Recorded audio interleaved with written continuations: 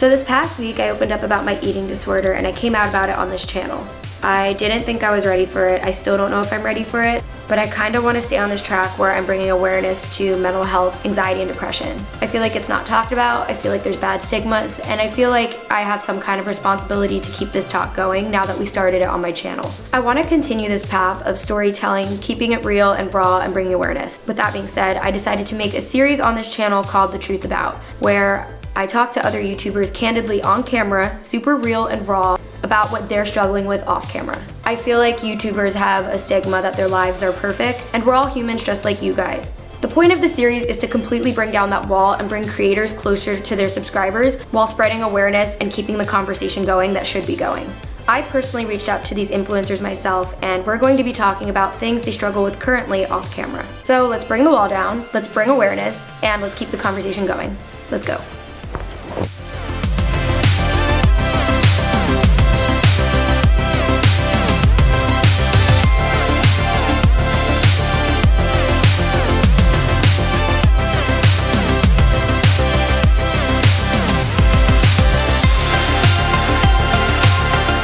Good morning, guys. Welcome to another episode of The Truth About, and today we're going to be talking with my YouTube little sister, aka Jessie Paege.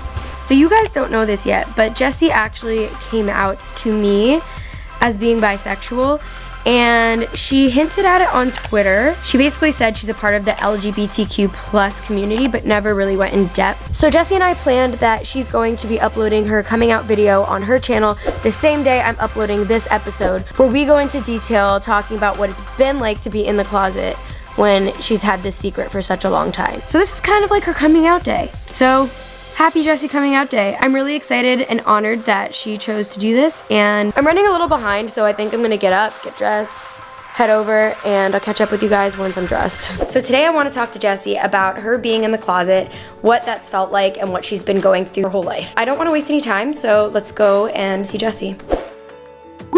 We're on our way to Jessy's, and we got stuck in a ton of traffic because she lives on the other side of LA, but we're running a little behind.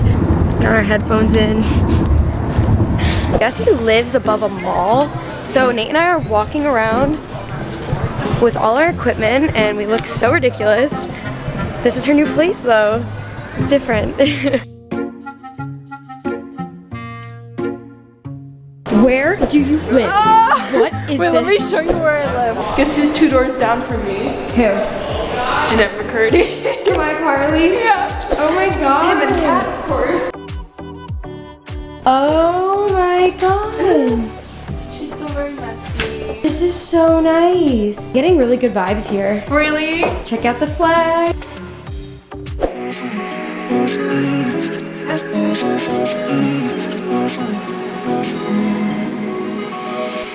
So I kind of want to start from like when you were a kid. Like, how was it growing up? How was it having the secret? Like, what does it feel like to be closeted? Growing up, the biggest thing for me was coming out to myself, I think. And that's, I feel like, something that, unless you're a part of it, you don't realize this, but coming out to yourself is, in my opinion, the hardest thing, because then you realize all the other stuff has to come after. You have to come out to your parents, you have to come out to, if you're online, like, you know, and that's what's scary.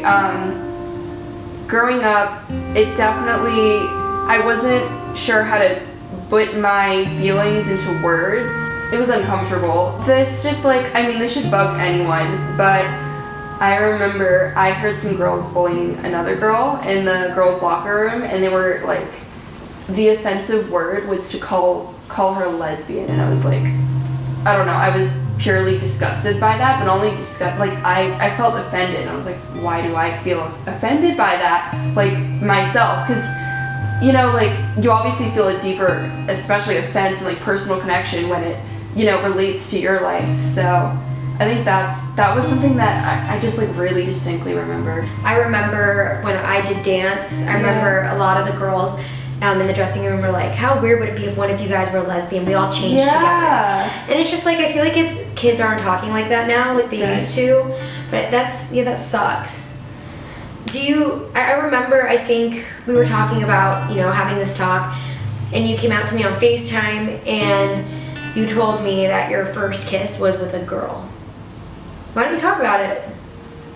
Okay, so there was a new girl in school, and my school only had like 6 girls and like 40 guys, and everyone was like, you're so lucky, you'll definitely get a prom date. And I was like, okay, but what if because closeted.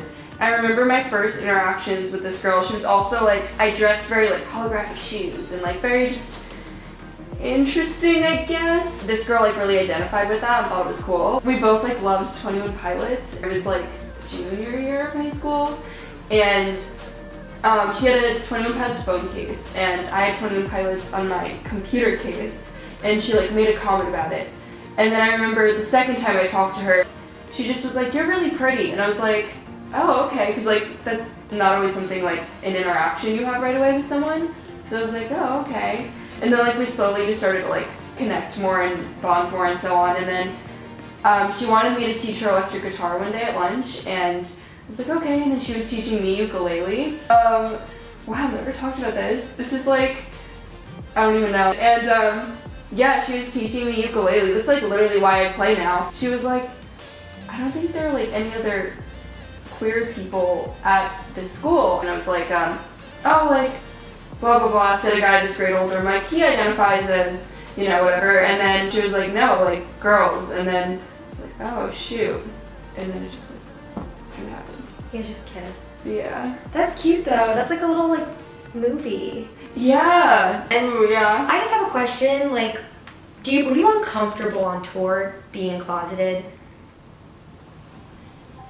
Yes, but I did feel comfortable knowing that we knew at the time there was another person on the bus that was LGBT, and seeing everyone else be very welcoming and open with that made me feel good. And but I also kind of was jealous because, but I mean, this person was a lot older and it was understandable, but I just was very uncomfortable about the subject of relationships in general because I was closeted. I never wanted to talk about my love life. And then as I was getting older, I guess I was late to have my first relationship because, I don't know, I think because I was closeted, I was scared to talk about the idea of relationships and romance and love and so on. I remember you were trying to set me up with your brother, and I was I would hide in the back of the bus. You would hide. Yeah. That was funny. You were you guys both this type of music. We all understood you, but there was definitely something missing that we didn't know. Yeah. We definitely connected because we became friends on tour, but yeah. I just remember you went through an insane amount of anxiety on tour. Yeah, that was the climax for sure of all of identity. Yeah. And I remember you said something to me. You were telling me I needed to live my life more, and it took tour and actually getting out of the safety of filming videos by myself and doing all that to realize oh shoot, there's a life out there. I can't let I grew up with social anxiety. I was I can't let that win. I don't want to let it win. I want to keep pushing myself even though it's super hard, and it was so hard. I can't imagine suffering social anxiety on top of being closeted. Yeah. It's a double whammy. That was, we had a conversation about this, but having 2 really large struggles like that, they can, when they interfere, that's, ooh, it's they affected each other for sure. I could even say that, they both kind of helped another in, a really sickening way. My social anxiety definitely would stop me from doing things I wanted to do because of my sexuality, and I would say that being closeted definitely would sometimes make me feel more socially anxious in situations. So they kind of worked hand in hand. Yeah, yay! So I had anxiety on tour, and then I started to get it treated. I realized I had anxiety, I opened up about it online, I started making videos about what was helping me with my anxiety. People really appreciated it. I started to get a lot more positive. And then, ever since the start of 2018, everything relapsed. Everything. Even social anxiety. It was really hard for me. I was scared of tell people that I was going through stuff, and I felt the need to always be happy and be positive. I thought that was my branding. Just keep going. Yeah, I was like, I think, yeah. And it wasn't me ever being disingenuous. I didn't want people to feel bad. I was like, everyone's going through their own thing. I don't want to like put all my problems on people, you know? At first, the only people I was coming out to, they were all people that were a part of the community as well. And at that point, it really hurt because I had like some people I knew calling me, using this word, like I'm not gonna say because it's really bad, but blah blah hag, if you know what rhymes with it. And it's basically someone that uses people, like that just clings on to people from the community, and they assumed I was a, you know, like straight girl that was just had this like weird infatuation, like I don't know, like I thought it was an accessory, and I wanted to tell people so bad. They're like, no, these are people I identify with, and it really hurt. But I had a lot of people that helped me through that time and helped me realize about my identity. I would say being closeted is like every day you wake up and you have this thing and you want to do it, and it's a weight on your shoulders, and it's, for me at least, that's how it was, and it's just like, what's so weird about my situation though is like, it was there, but like it wasn't there. Like, it was so close, like it seemed so close to me. So I was so closeted that I was like, but so desperate to get out of the closet that I was talking constantly about LGBT content, but I would never talk about myself. Do you have like any like specific like vlog or like Instagram post or video that like sticks out in your head when you're like really struggling?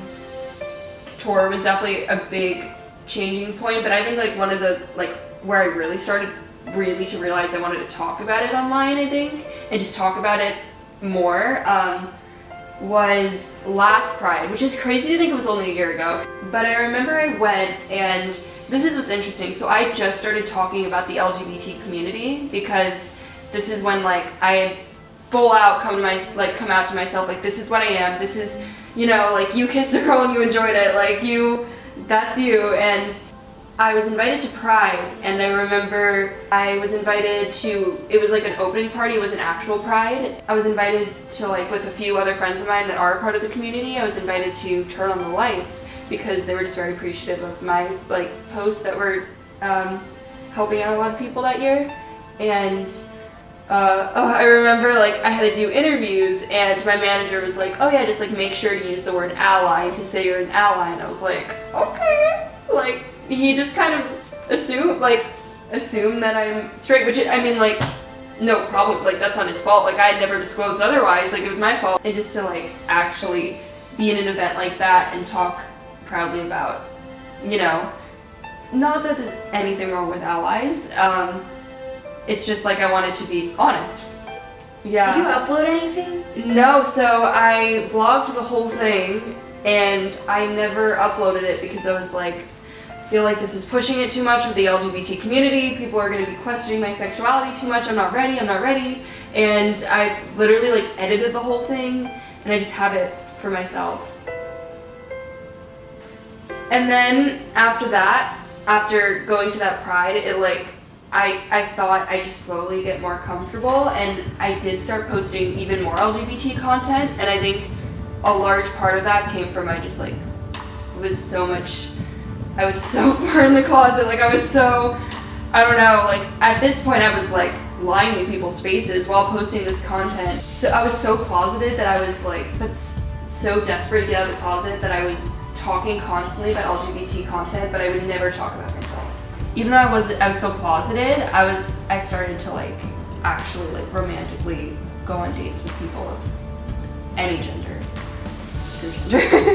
Wow. Yeah. So see, you don't really know what's going on behind the camera. No, there's so much. Well, I just told my mom like a day ago, and that feels good. All my friends knew basically, but I'm starting to tell, well, all my friends were LGBT, so I'm starting to tell my friends that aren't LGBT now. And it's, I think one thing to like reiterate that people that aren't a part of the community don't realize is that coming out doesn't stop. You will always, if you're just even in conversation with someone and like maybe you're talking about like, I don't know, like say I'm bisexual and at the time I'm in a relationship with a girl, and it's like you're telling a story to a stranger, it's like, oh yeah, me and my girlfriend. boom. That's you coming out. Like you won't stop coming out. Is this a good episode? I hope so. I'm excited for you, and I'm excited for when this goes up because your video is going to be up. We're doing another video on Jesse's channel where we talk about how she feels after coming out, because by the time this is up, her coming out video is going to be on her channel for Pride Month. We wanted to make sure we did this in June. Yeah. So when you guys are done watching this, you guys should go over to Jesse's channel and watch her coming out video and how she feels after coming out. I'm really excited though. I'm excited to make LGBT content and actually talk about my experiences now. Like that's, it's gonna be so much more impactful. My words are just gonna make so much more sense. Yo. Yeah. Yo. you know what I mean? Oh, wait. This is the ending. Ready? Bye. It's like we don't know where to look. But this is like the awkwardest setup, but I'm keeping it going for the series. No, don't like it. It's quirky. It's cute. Okay, we done.